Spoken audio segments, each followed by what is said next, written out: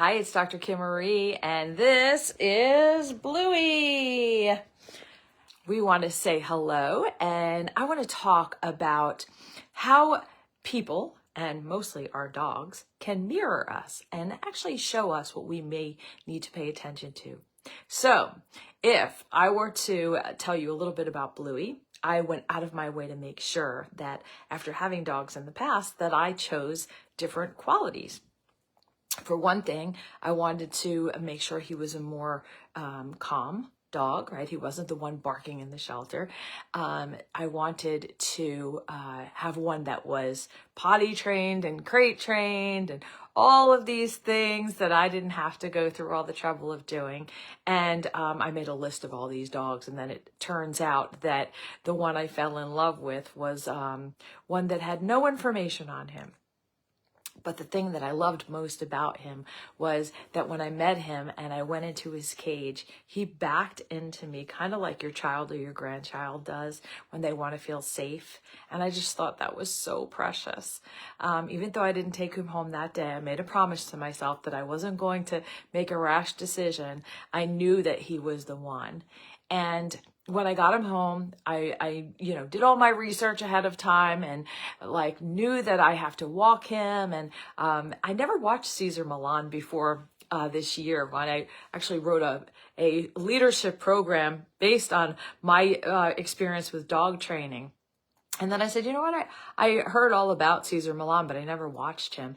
And once I started watching him, I was like, oh my goodness, his work is so in alignment with what I teach humans, human development and working with energy. And I just love him. And it was funny because I had put an intention out in December. I was like, I am meeting Cesar Millan this year. That's it. That's going to be on my bucket list for this year.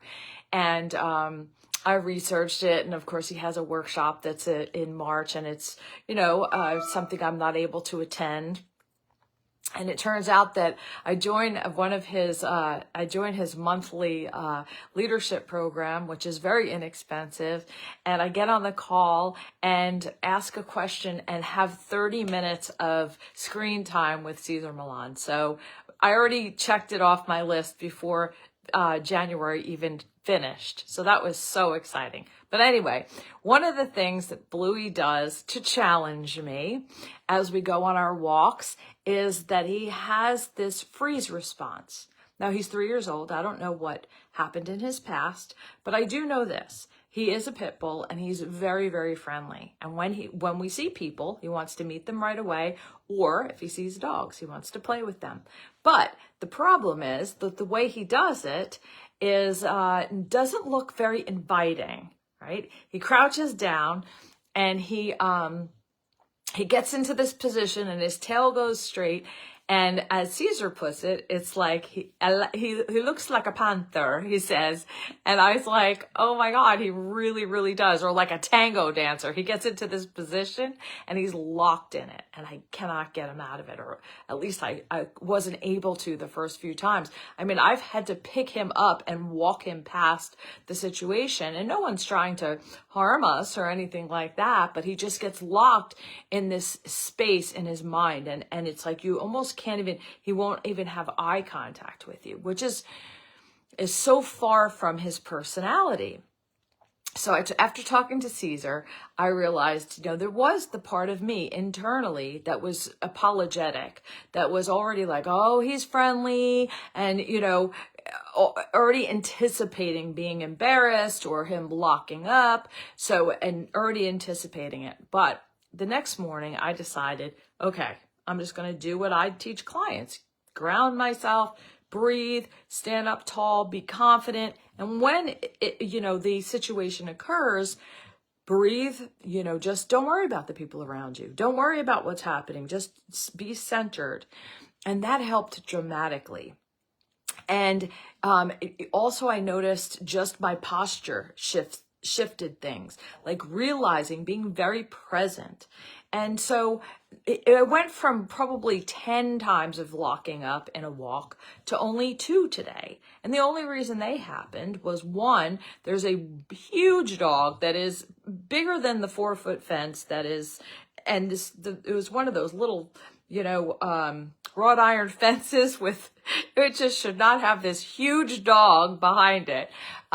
So it's not that the dog is ferocious or anything like that, but he's very, very present. And Bluey just probably wants to go up and run around and play with him, but he gets locked up. So that was one time, and then there was one other time.